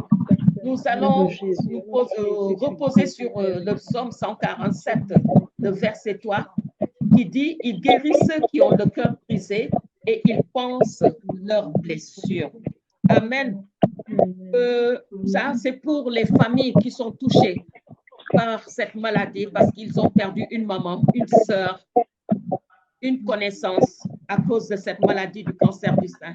Nous allons prier que le Seigneur visite ces femmes et leur apporte ces maisons, ces familles et leur apporte la consolation, la bénédiction, la protection et la protection sur ces familles pour les générations à venir au nom de Jésus. Que cette maladie, la source soit arrachée et que les descendants de ces femmes soient délivrés, que ces liens soient brisés au nom de Jésus.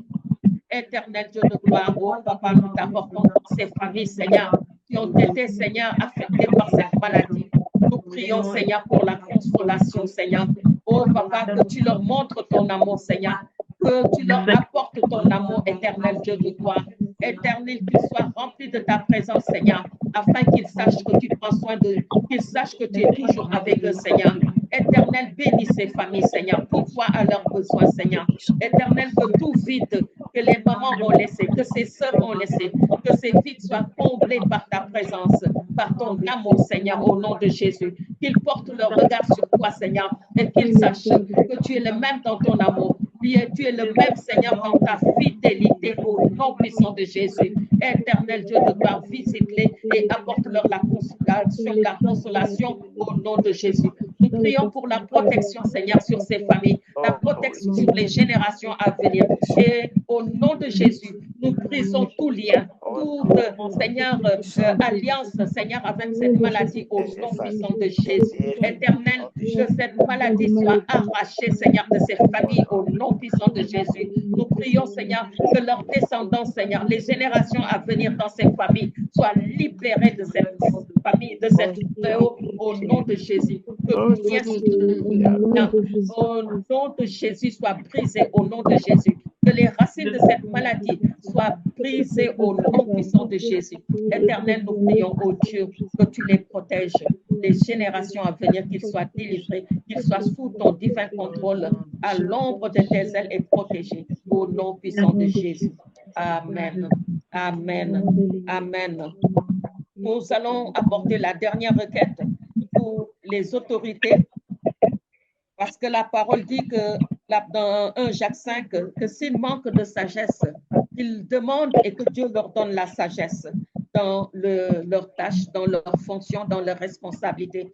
Donc, nous allons prier pour les autorités, les gouvernements, pour le corps médical, pour les chercheurs, qu'ils unissent leurs efforts et qu'ils mettent tout en place, des structures adéquates pour la sensibilisation, pour le dépistage et pour faciliter l'accès aux soins pour ceux qui sont malades au nom de Jésus. Que Dieu leur donne la sagesse et qu'ils aient compassion de la population.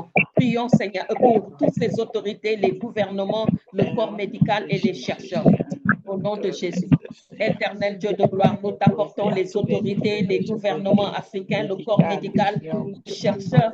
Éternel, qu'ils unissent leurs efforts, Seigneur, afin, Seigneur, de prévenir cette maladie. Qu'ils mettent en place, Seigneur, des structures adéquates, Seigneur, adéquates pour la sensibilisation, pour le dépistage, pour les soins, la prise en charge des malades, Seigneur. Que, Seigneur, les malades puissent avoir l'accès au Seigneur, au nom puissant de Jésus. Nous prions, Seigneur, que toutes ces personnes se mobilisent autour de cette question pour lutter contre, Seigneur, ce fléau, Seigneur, et qu'ils puissent donner leurs efforts, Seigneur, apporter des réponses qui vont soulager les populations, des réponses qui vont, Seigneur, aider les populations, Seigneur, à se prendre en charge et à prévenir cette maladie.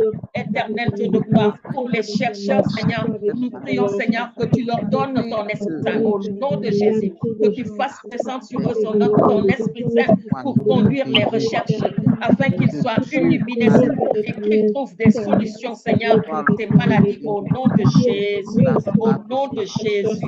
Éternel Dieu de gloire, oh Papa, qu'ils aient la sagesse, Seigneur, de réunir leurs efforts, Seigneur, qu'ils se mobilisent, Seigneur, au nom puissant de Jésus, qu'ils mettent en place les ressources matérielles, financières, les ressources humaines nécessaires, Seigneur, pour lutter contre ce fléau au nom puissant de Jésus. Nous te les recommandons parce que, Seigneur, c'est de toi que vient toute grâce excellente et tout don parfait. Éternel, nous te tournons toute la gloire parce que nous savons que tu as entendu et que tu vas agir, Seigneur. Au nom puissant de Jésus, nous avons ainsi prié. Amen. Amen. Amen. Amen. Amen. Amen. Merci. Merci, ma frère. Nous allons passer à la prière de guérison. Là, je vais faire appel à Maman Chika. Merci beaucoup, Maman Lydie. Nous allons faire juste une prière spéciale. Je vais demander toujours à Maman Thérèse, en tant que médecin, servante de l'Éternel, si tu as un membre de ta famille qui est malade, si tu as une connaissance qui est malade, tu vas appeler son nom. Lorsque Maman Thérèse va prier, il faut prier doucement en bas. Appelle le nom de cette personne. Parce que cette prière, ça sera une prière de guérison.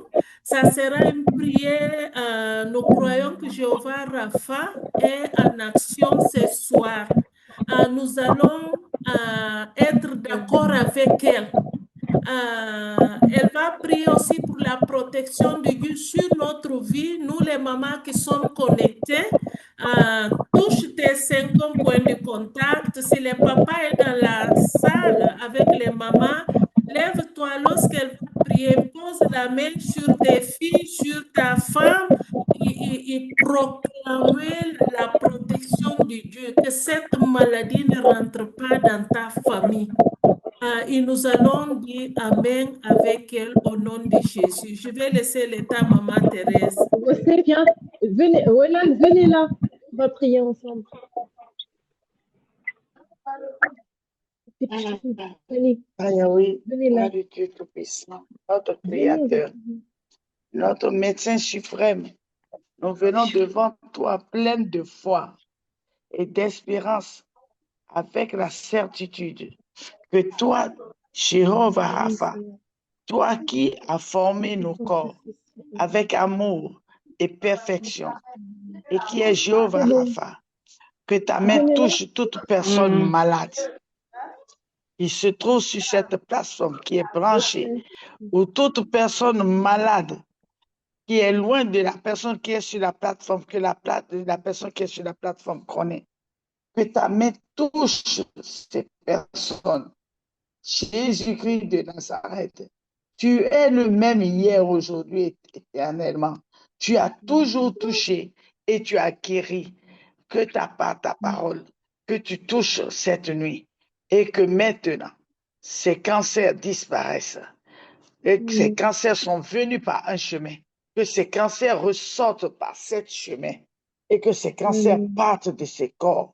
Et que ces personnes maintenant, là où ils se trouvent. Le Seigneur dit dans Jérémie 10, Jérémie 30, 17, je te guérirai, que tu reçoives la guérison.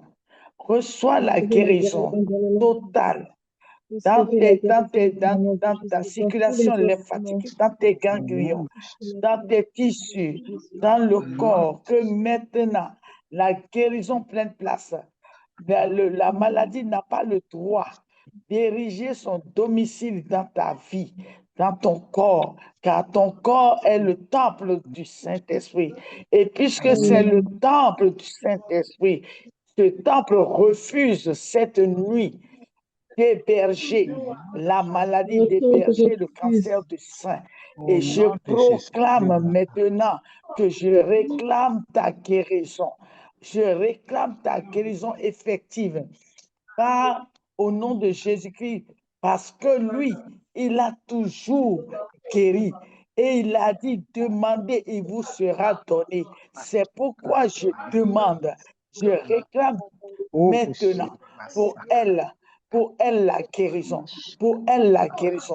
Je déclare que la maladie ne peut pas s'imposer à elle, ne peut pas s'imposer à leur corps, ne peut pas s'imposer à leur tissu, à leurs cellules. La maladie n'a pas le droit d'avancer, elle doit reculer et fuir. Qu'elle sorte maintenant, qu'elle sorte. Recevez la guérison par les mains de Dieu. Au nom de Jésus-Christ, les meurtrissures de Jésus-Christ aspirent toute tumeur maligne, tout carcinome récidivant. Maintenant, au nom de Jésus, ces métastases ressortent et disparaissent. Et par le feu du Saint-Esprit, votre corps est assaini. Tous les corps des malades sont maintenant assainis. Les malades quittent le domaine de la maladie pour rentrer dans le domaine de la guérison spirituelle et physique totale. À partir de maintenant, ils quittent de lieux ou de condamnation où l'ennemi les a placés, parce que le Dieu vivant, il est celui qui transforme et qui change toutes choses. Et dans le nom de Jésus, je déclare que les lieux spirituels des malades qui consultent des médecins sans arrêt et sans solution, que c'est fini, que ça c'est fini. Nous stoppons cela dans le spirituel et nous anesthésions, nous paralysons par le sang de Jésus-Christ toutes les racines, les métastases de la maladie, totalement au nom de Jésus de Nazareth. Et au nom de Jésus, nous demandons que les anges qui servent dans le ministère de la guérison, maintenant que Dieu a disposé dans nos ministères, extirpent ces maladies jusqu'à leurs racines pour les jeter dans les abîmes liés au nom de Jésus de Nazareth. Nous réclamons et nous proclamons maintenant le rétablissement, la restauration totale, la restauration au nom de Jésus-Christ de Nazareth. Papa, la Bible dit que toi, tu es le Dieu qu'on n'invoque pas en vain. Que quand on t'invoque, toi, tu réponds.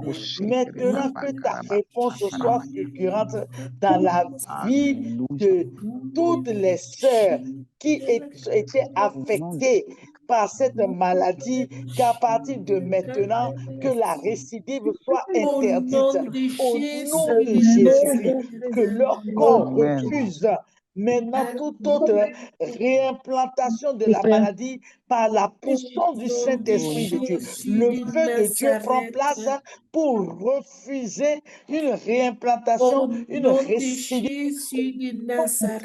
Au nom de Jésus-Christ, que la guérison soit totale, divine, que maintenant les patientes là reçoivent la force.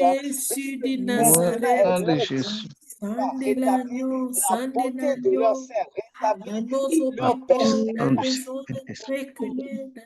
Seigneur, dans Job 1:10, Satan a déclaré que tu as protégé Job, lui, sa maison et tout ce qui est à lui, que tu as béni l'œuvre de ses mains et que ses troupeaux couvrent le pays. Seigneur, voici aujourd'hui, les troupeaux de Jésus-Christ couvrent les pays. Les troupeaux couvrent les pays. Nous faisons partie de ces troupeaux. Nous faisons partie de ce troupeau de Jésus-Christ. Nous sommes ce troupeau. Il est notre berger.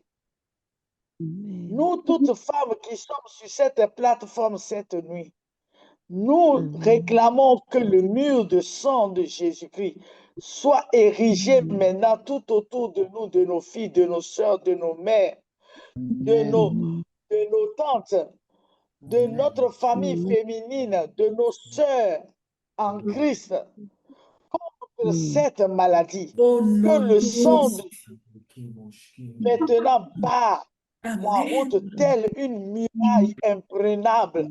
Dans le nom de Jésus-Christ, que le feu de Dieu soit actionné chaque fois qu'une attaque, cette maladie veut quitter le spirituel pour venir dans le physique.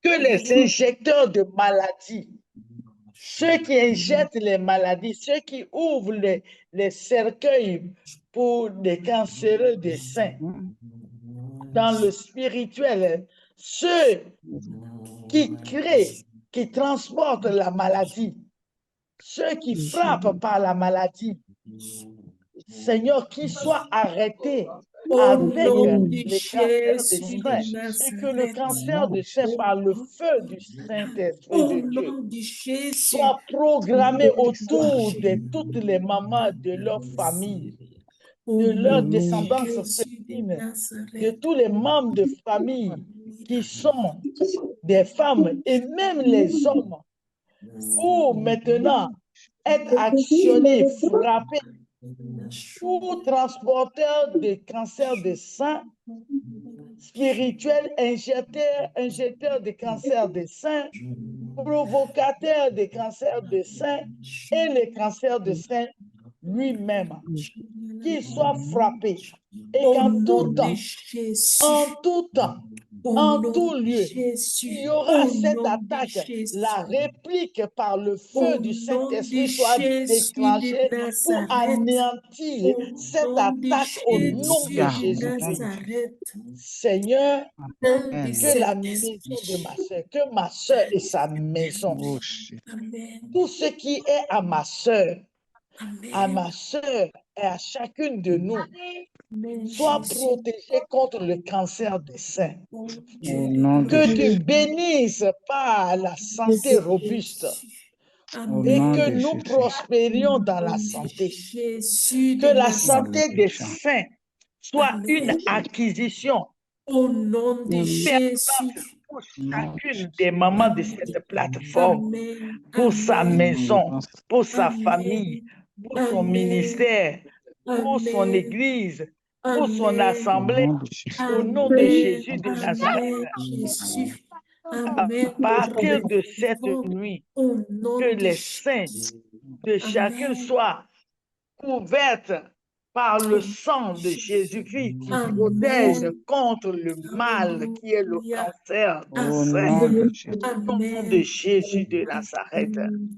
Seigneur, nous te bénissons parce que tu es en train de bénir cette plateforme des mamans, que maintenant l'œuvre de sensibilisation que nous avons commencé, que cela soit multiplié par 7, multiplié par 10, et que ça aille de multiplication en multiplication au nom de Jésus-Christ.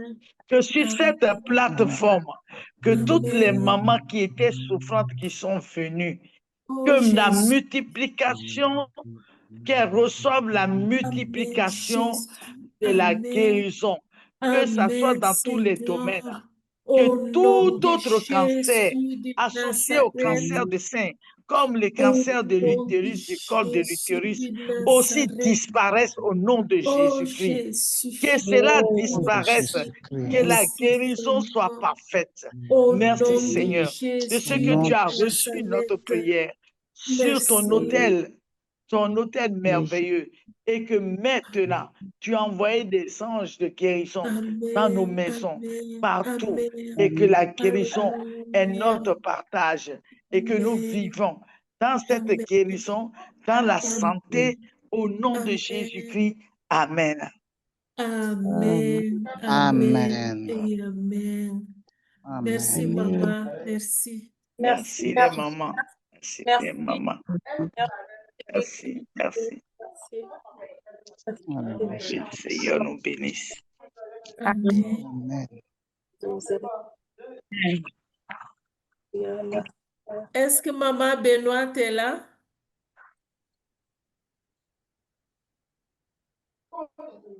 Maman Benoît?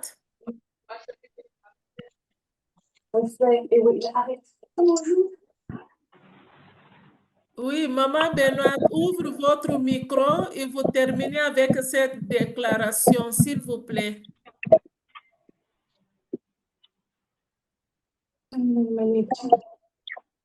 Est-ce que tu l'as vu?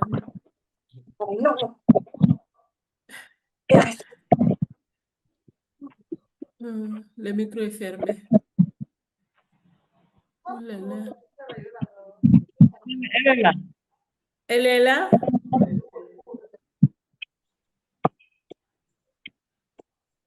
Il faut nous excuser. Il faut qu'elle ouvre le micro. Maman, ouvre le micro.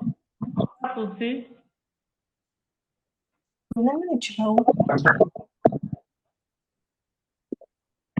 Ça ne vient pas. Oui. Beaucoup de cuidado.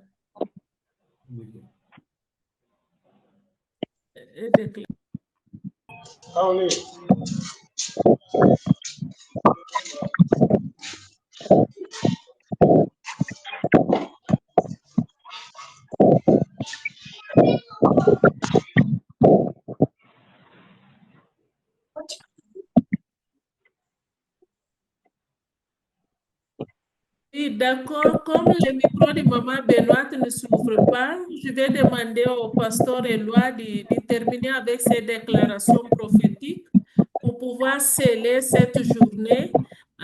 Et là, on va faire prière finale. Donner la parole à maman Lydie.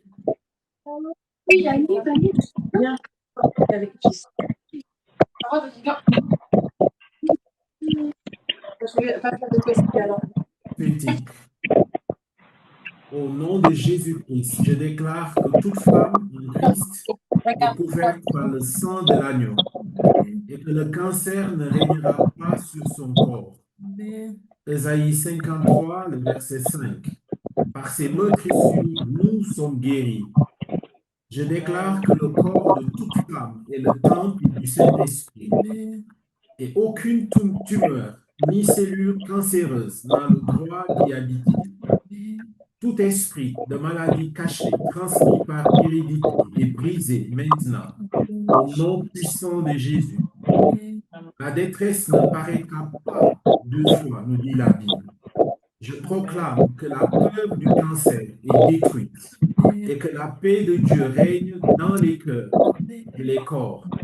Je déclare que chaque femme reçoit un renouveau divin dans sa chair et que la santé est restaurée. Jérémie 30, le verset 17. Je te rétablirai en santé et je te guérirai de tes blessures.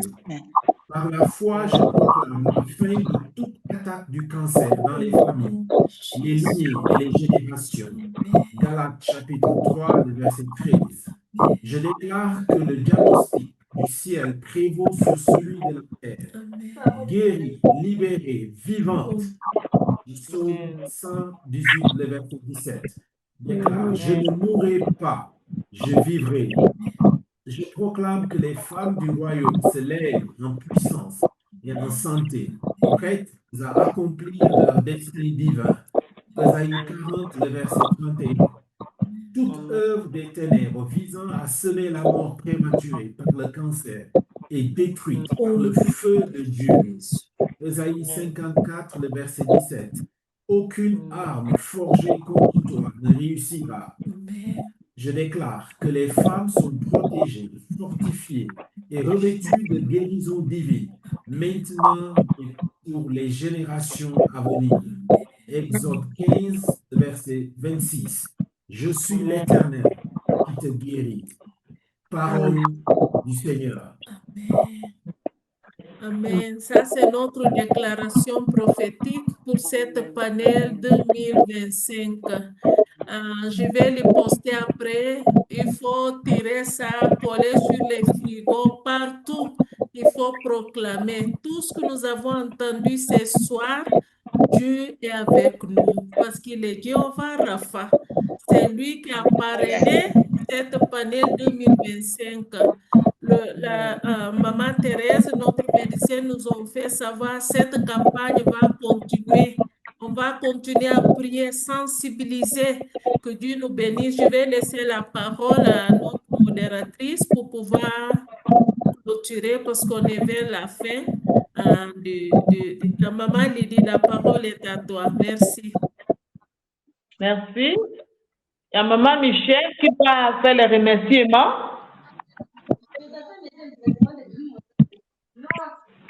Michel? Oui. 2 minutes, 1 minute. Voilà, je vais bénir le nom du Seigneur. Nous voulons dire merci à notre Dieu et notre Père. Et dire merci à Maman Thérèse, Docteur Thérèse Doré, notre experte de la maison. Nous sommes vraiment bénis pour ses conseils, ses éclaircissements. Nous avons eu ça tout le monde et c'est une bénédiction pour nous. Que Dieu bénisse sa vie et nous voulons bénir aussi la vie de tous celles et ceux qui ont pu se connecter ce soir et vraiment encourager chacun d'entre nous comme elle a dit. La balle est dans notre camp, nous avons reçu, nous sommes informés et c'est à nous de porter cela dans nos maisons, de porter cela dans nos communautés. Donc la sensibilisation est dans notre camp. Et 2 choses que je vais terminer avec pour vous dire, pour celles qui sont en train déjà de lutter, de se battre avec la maladie, pour dire aussi à une fille, pour dire que quand il y a la vie, il y a de l'espoir. Et aussi, rien n'est impossible à notre tour. Donc, que Dieu nous bénisse et à bientôt. Merci. Merci beaucoup. Nous passons à la prière finale avec Maman Jeanne. Maman Jeanne, oui, je suis oui, là. Bénis-nous. Merci, maman. Merci.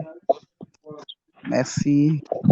Ok, le Psaume 103 nous dit, mon âme bénit l'Éternel. Je vais dire ce soir, nos âmes bénissent l'Éternel. Que tout ce qui est en nous bénisse son saint nom. Nos âmes bénissent l'Éternel et n'oublient aucun de ses bienfaits. Car c'est lui qui pardonne toutes nos iniquités, qui guérit toutes nos maladies. C'est lui qui délivre nos vies de la force, qui nous couronne de bonté, de miséricorde. C'est lui qui rassasie nos vieillesses de bien et qui nous fait rajeunir comme l'aigle. Nous bénissons le nom de l'Éternel pour sa fidélité, pour ce panel. Nous rendons gloire à ton nom précieux, Papa, parce que tu es bon, tu prends soin de tes enfants, tu prends soin de chacun d'entre nous dans tous les domaines des vies. Seigneur, merci pour ce panel que tu as rendu possible et effectif pour la sensibilisation sur le cancer du sein. Seigneur, nous croyons que toutes ces informations sont utiles et que notre Dieu vont continuer d'être utiles à chacune d'entre nous, à chacun d'entre nous, à toutes ces personnes et au-delà de nous, à toutes autres personnes, Seigneur, que nous connaissons, qui sont dans nos entourages au nom de Jésus. Nous bénissons ton nom, Seigneur, notre roi, parce que l'information nous éclaire et nous amène, Seigneur, notre Dieu, à mieux ouvrir les yeux, à mieux avancer. Seigneur, nous te rendons gloire pour toutes les prières qui ont été faites. Seigneur Jésus, pour ma part, je crois. Ta parole a dit, Éternel des armées, que tu as dépouillé toutes les puissances des ténèbres, tu les as livrées publiquement spectacle en triomphant d'elles par la croix. Je crois que, Seigneur, cette maladie, qui est un esprit, qui est un démon, a été dépouillée, livrée publiquement spectacle à travers toutes ces prières et que désormais ce mal est éradiqué au nom de Jésus. Je proclame cela parce que je crois, Éternel des armées, que tu es tout puissant pour le faire. Maladie terrible, Seigneur, mais par ta puissance, elles ont été écartées. Nous croyons aussi que ce moment que tu as permis, ces prières que tu as permis, ces proclamations qui ont été faites, Seigneur Jésus, tu les as reçues pour l'éradication totale de ce mal-là, et la destruction totale de cet esprit, afin que, Seigneur Jésus, à partir des armées de ce moment, à partir de ce panel, Seigneur, que nous allions, Seigneur, vers la régression et la disparition totale de ce mal au nom de Jésus. Je bénis ton nom pour toutes ces personnes, pour le docteur, pour toutes les femmes, pour toutes les mamans, pour les papas, Seigneur, qui ont été là. Merci pour chaque personne, pour chaque vie, pour ta grâce, pour ta bénédiction, Seigneur Jésus, répandue sur chaque personne au nom de Jésus. Merci pour la santé. Je bénis ton nom pour la guérison totale de ta servante qui a rendu le témoignage au nom de Jésus-Christ de Nazareth. Je bénis ton nom pour ce que tu as accompli des œuvres au-delà de ce que nous imaginons ou pensons au nom de Jésus-Christ. Sois glorifié, sois élevé pour ton soutien que tu apportes à chacune, pour ton soutien que tu apportes, Seigneur, notre roi, à cette plateforme, pour que nous puissions continuer d'avancer avec toi, accomplissant de mieux en mieux ton œuvre pour la seule gloire de ton nom. Seigneur, merci pour ta protection, merci pour ta paix, merci pour ta joie, merci pour la santé, merci pour ta fidélité. Au nom de Jésus-Christ, nous avons prié. Amen. Amen. Merci beaucoup. Merci à tous. Amashika? Oui. Merci les mamans, merci les papas, merci toutes les familles qui sont connectées en groupe. Que Dieu nous bénisse, qu'il continue à veiller sur nous. Merci. Très bientôt, on viendra à vous. Maman Thérèse, merci beaucoup. Que l'Éternel vous...